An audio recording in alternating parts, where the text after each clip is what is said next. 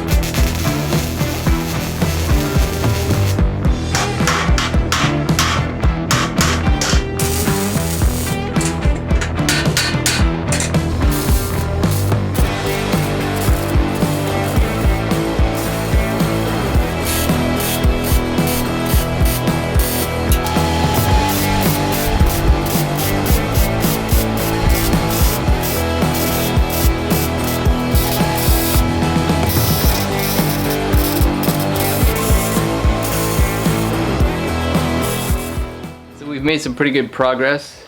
Got the plate welded in, got a support welded in for the board that I'm going to use in the front to replace all the rotten wood. I just got to cut out space for this treated plywood so that I can slide that in. Right now I have to deal with these lights, these running lights on the side. They had the crazy idea of just drilling a hole in the side and drilling a hole into the floor and running the wire from outside to the floor, through the floor into it. Now you've opened up two holes where water can come in and rot the wood. I don't understand why they would do that. I think it's just a cheap ass way of getting a light in there fast, as opposed to planning ahead for that and making something that actually works so that you can even change the light if you need to, because this, impossible. So I'm going to deal with the lights, get those out of the way, cut away some more of the rotten wood, and then slide this in as a fit check. Then I'm going to coat the bottom of the wood with epoxy and and then I'm going to coat all of that area with spray undercoating. Just cutting away the old tape. We'll label these so we don't screw it up. And I think what I'll probably do, mount something on the outside here to mount the light to, and have the wire just come up from the outside into that so that I can actually get to it.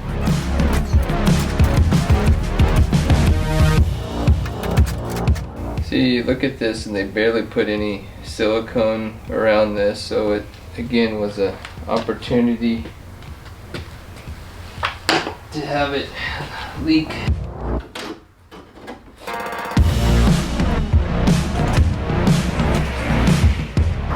Not too bad, except for here where I gotta cut it away. Let's do the same thing on the other side. So pulled the trim off along the bottom edge here as it was kind of bulging, and it turns out that discovered one new issue is that the side wood along that bottom edge is completely rotted out. Makes me wonder what options I have. I'm almost debating whether I should cut along the bottom edge here and replace the floor entirely with the plywood that I got, and then have this sidewall sit on top of the new plywood, put a bracket in, and then screw that in both sides to kind of hold it in place and seal it. I discovered that the whole driver's side of the trailer, down at the bottom where the trim was, is again deteriorating to the point where it's no longer connected to the bottom board. That was extremely frustrating. I was ready to just give up because I want to do things right. I'm kind of a perfectionist that way, but I'm on a time crunch, to get things done before our trip. So I'm looking at I came up with a solution that is not really what I want, but it'll do the trick. I'm having some aluminum bent so that it fits underneath the board and up the side of the trailer, so that I can screw into the bottom and screw into the side to really secure that. I'm going to run that all the way down both sides of the trailer and the front of the trailer. I'm going to fill that in with caulking, so to fill it in. And then on the inside, where the sleeping area is, where the side and the bottom meet, I'm going to fill that with epoxy and fiberglass. I'm going to fiberglass that whole section to add even more strength to that area along those sides and the back and the side on the other side. That should, I think, really fix things up, make me feel a lot better. It'll be both waterproof, a little more strong, but it's not really what I would love to do. Honestly, probably version 1.5 or I don't know what version 2 of the trailer, I'm just going to rip the whole thing off and start over from scratch. The reason I kind of like the idea of this aluminum trim and the size of it is that I can probably use that in the next version, because I'll probably start with building a whole aluminum frame that sits on top of the base of the trailer, and then fill that in with something like StarBoard, or you know, some composite material that will never deteriorate. That would be the ideal scenario, but that'll be much further down the road. As long as I can get this to a point where it's robust and secure enough and waterproof and will last me a year or more, and we'll see how it goes. So I gotta trim this down to 5 feet. Setting this up on the sawhorse so I can do that.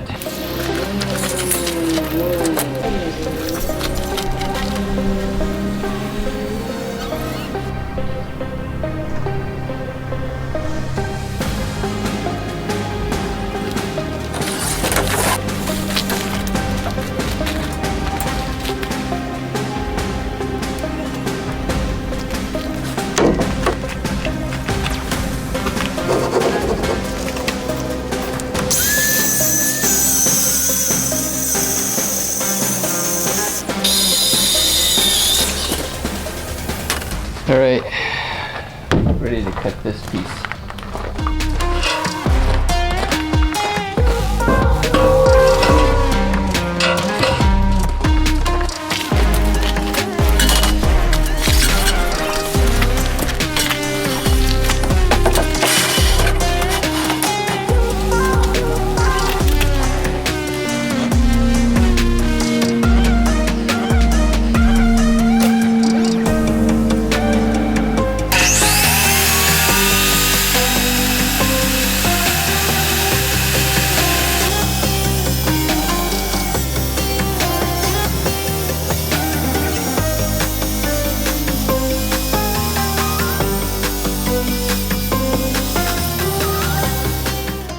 So now I'm going to use this surface edge, that's 3/4, as a guide for the oscillating saw, so that I can trim away that bottom, because we're going to fill that in with this piece.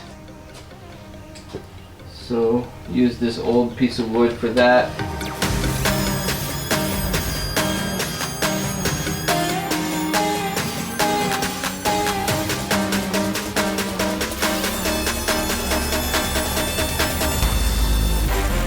Let's do this side as well.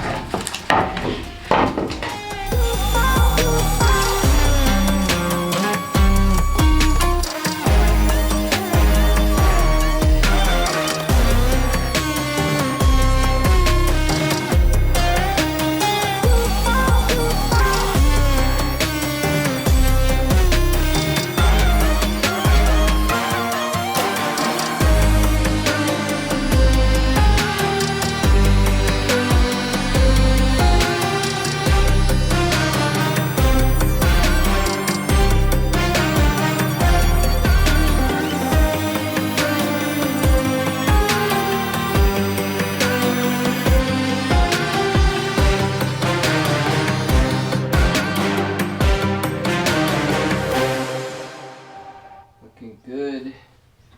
I like this edge of the board. It looks pretty clean. Actually has something there. Same underneath. Most of the rot is out.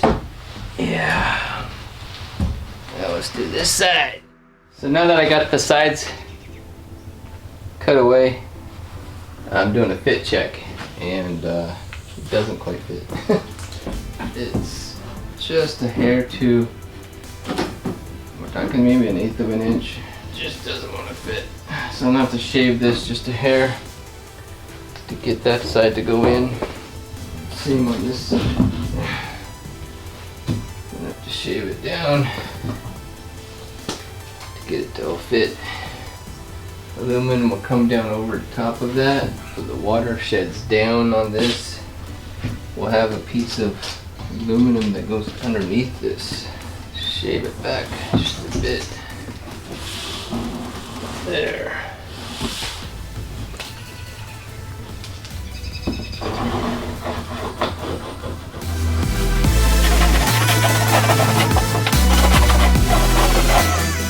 There, it's okay, except for the very end. So I'm gonna trim that back to hair. So I got it trimmed back. Now it fits nice and snug in there.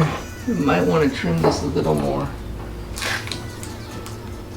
On the sides, it's like a globe.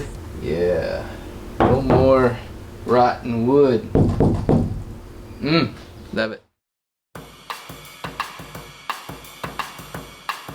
So it's been a while since I've used this epoxy resin, fiberglass resin, and I'm having a really hard time getting the cap off. It may be bonded on there.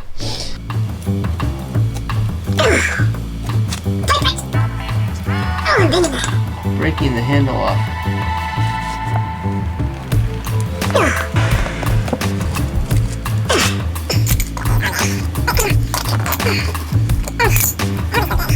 Oh man, but the felt paper thing at the top of the lid is bonded on there.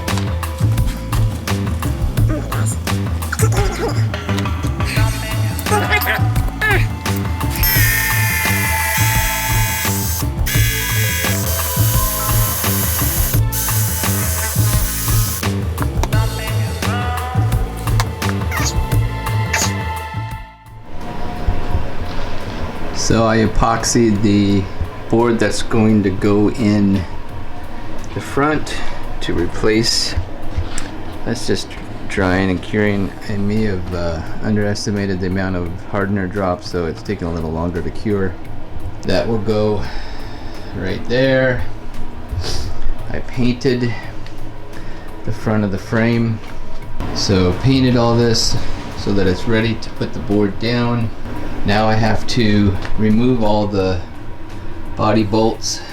Kind of hard there, see, but there's body bolts in there. Remove all those so that I can add the angle aluminum that I got. That's going to secure to the bottom as well as to the sides and give it some rigidity. Can't wait.